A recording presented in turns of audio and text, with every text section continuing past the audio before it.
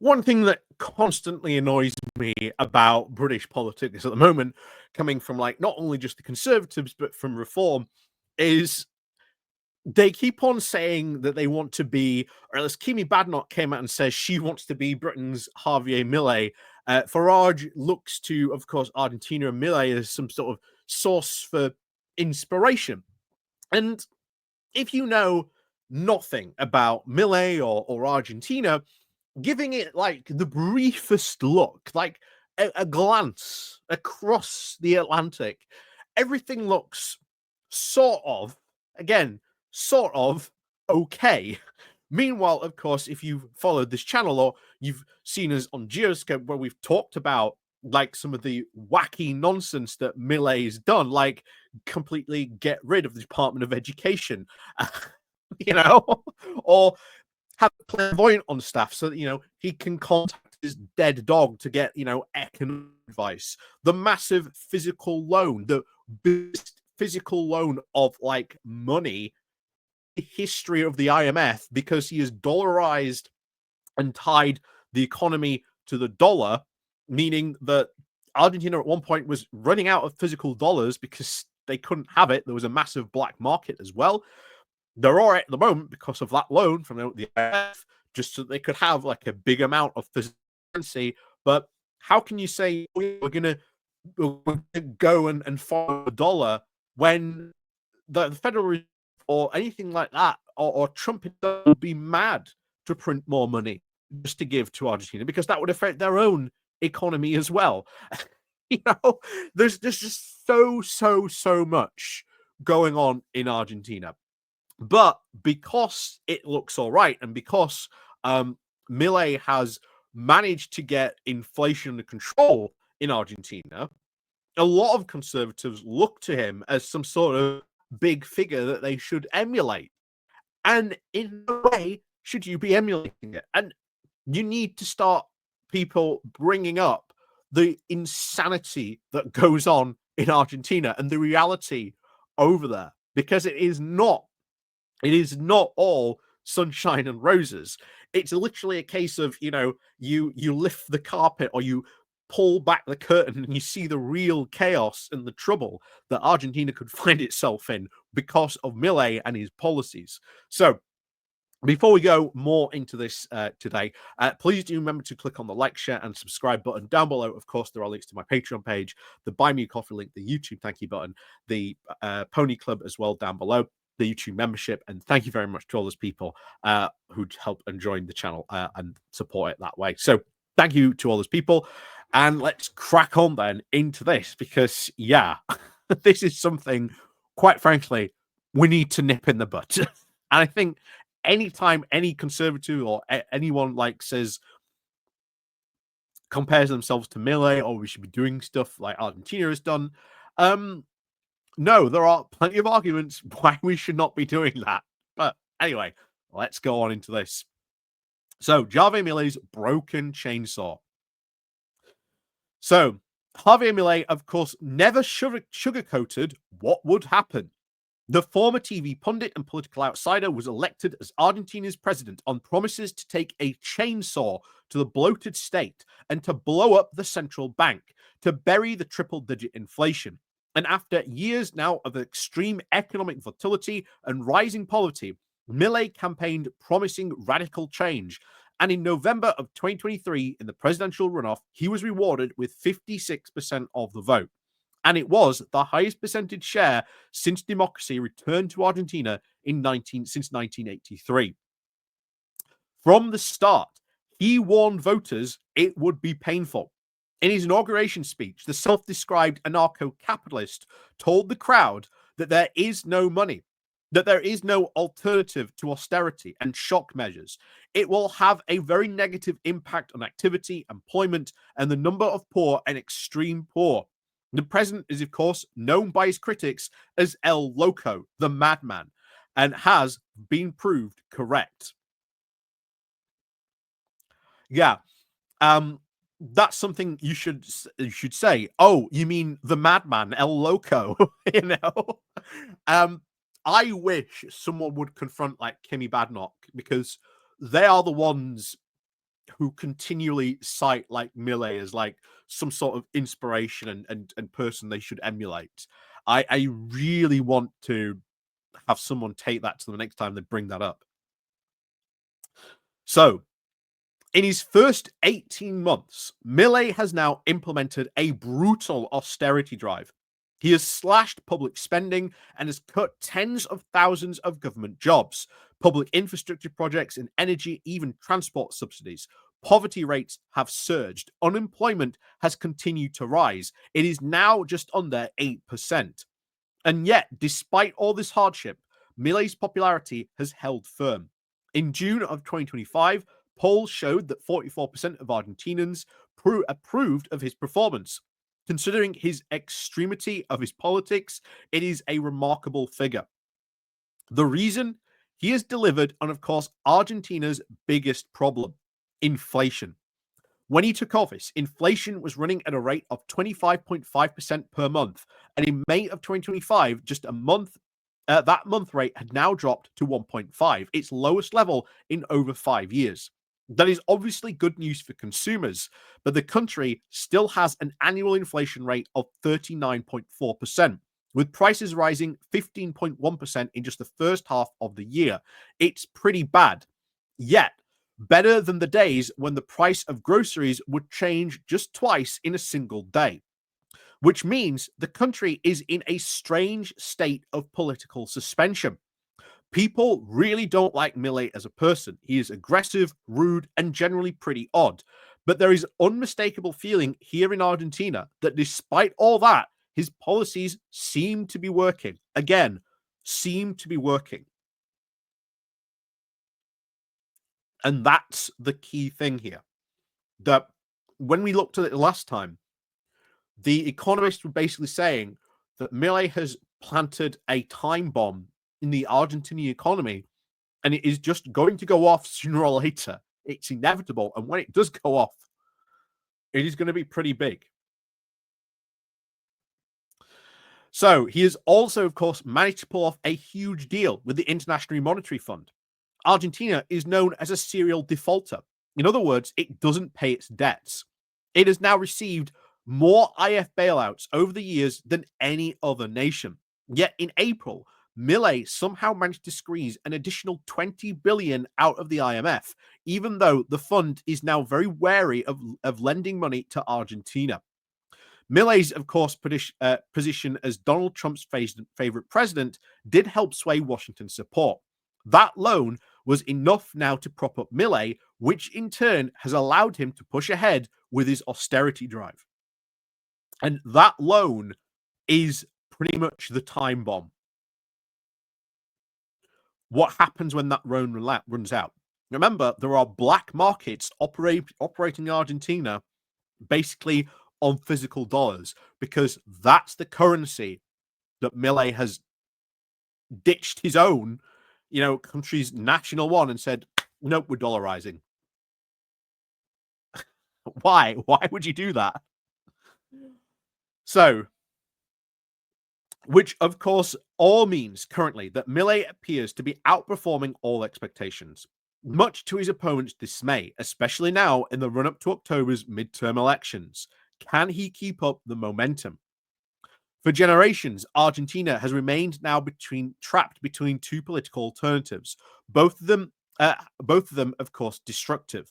Populist left governments have printed too many pesos and simply given them to the poor. The populist right leaders have handed out cheap dollars to the elite. Both of these alternatives have traditionally ended in economic disaster. Milei, who paints himself now as a political outsider with radically different ideas, is essentially now taking the latter course. His gamble is that he can kill off inflation by boosting the value of the currency. The worry is that this strategy has been tried and has failed before, in the 1970s and the 1990s under the presidency of Mauricio Macri.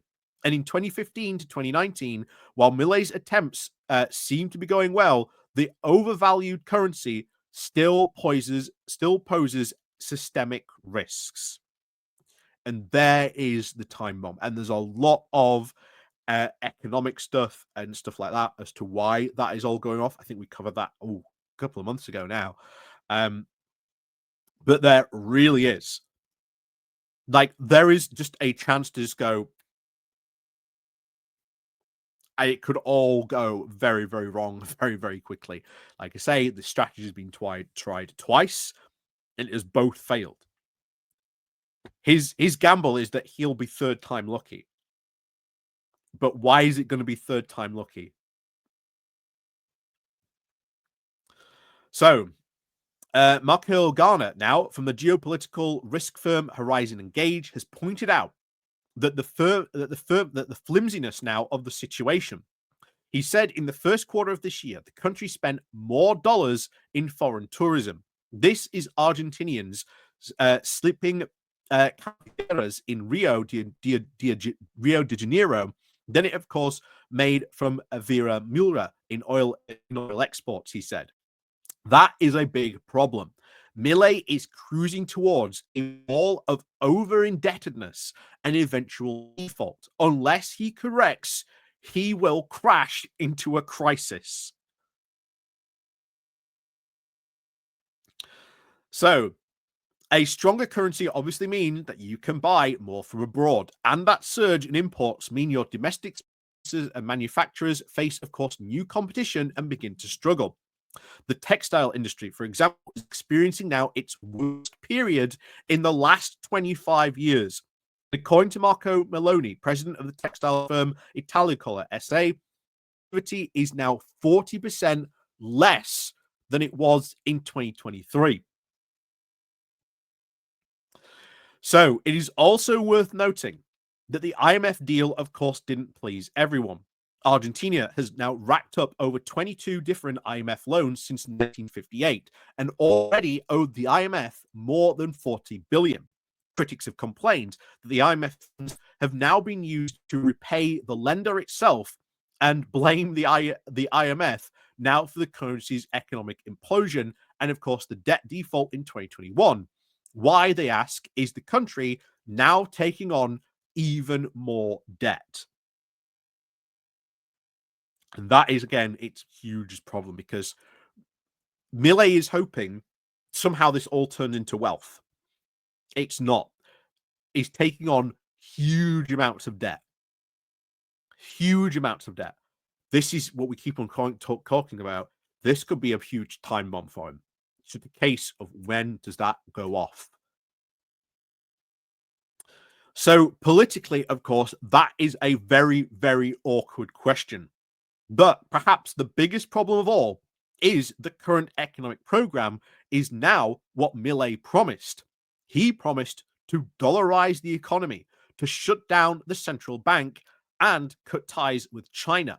None of these things have happened.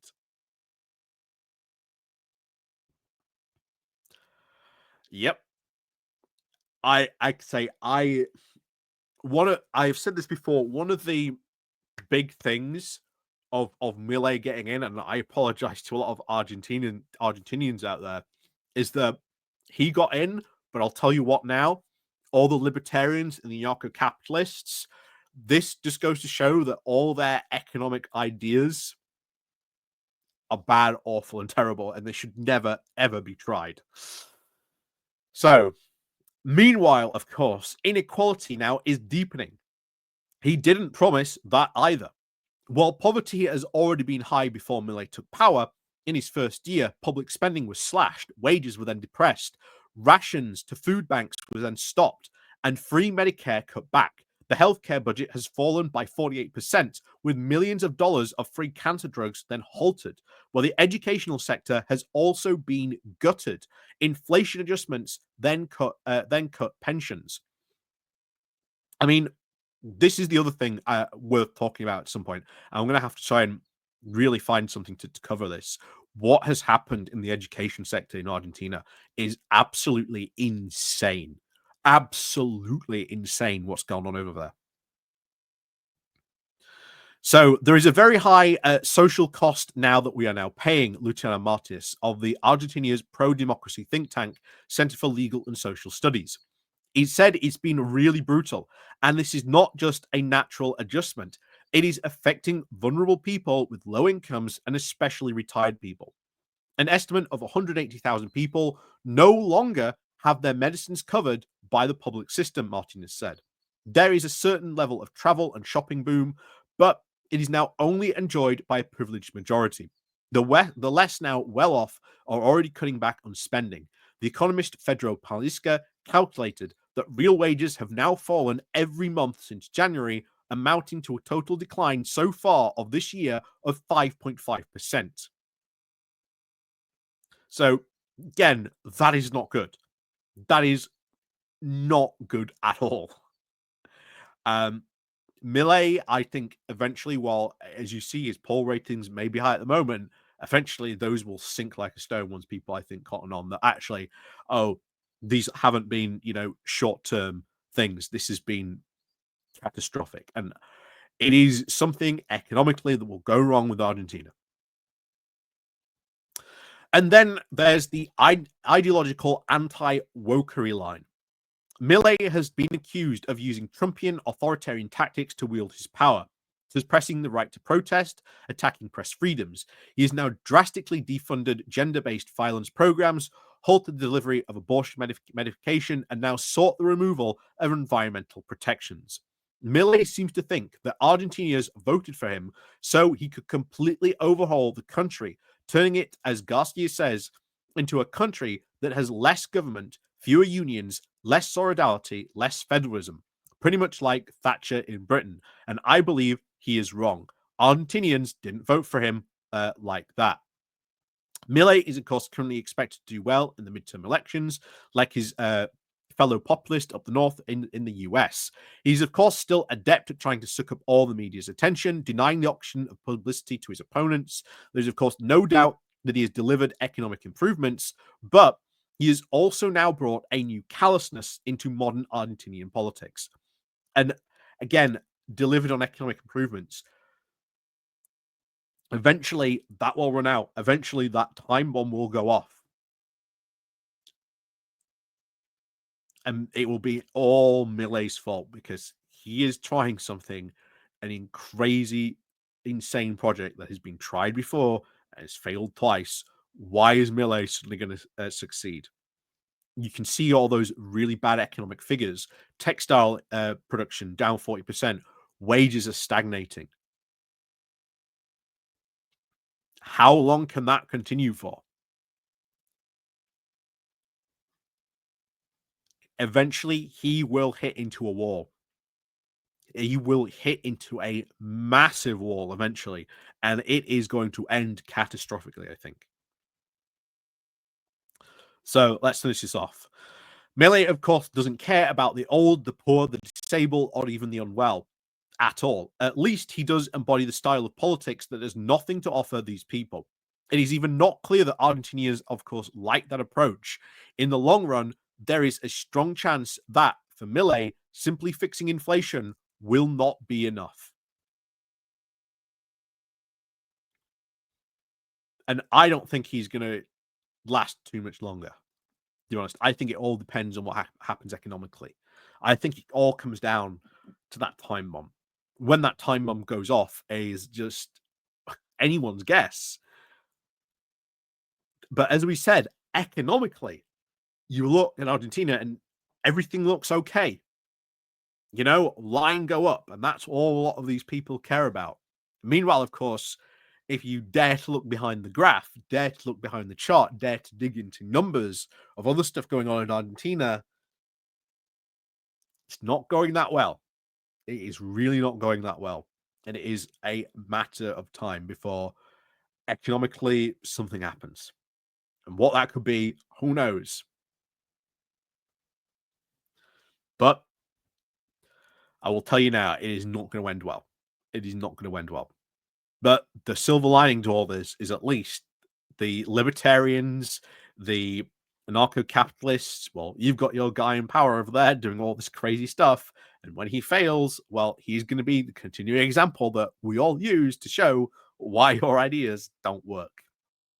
So, as always, thank you very much for watching. Let me know what you think down below. And of course, as always, we'll see you all next time.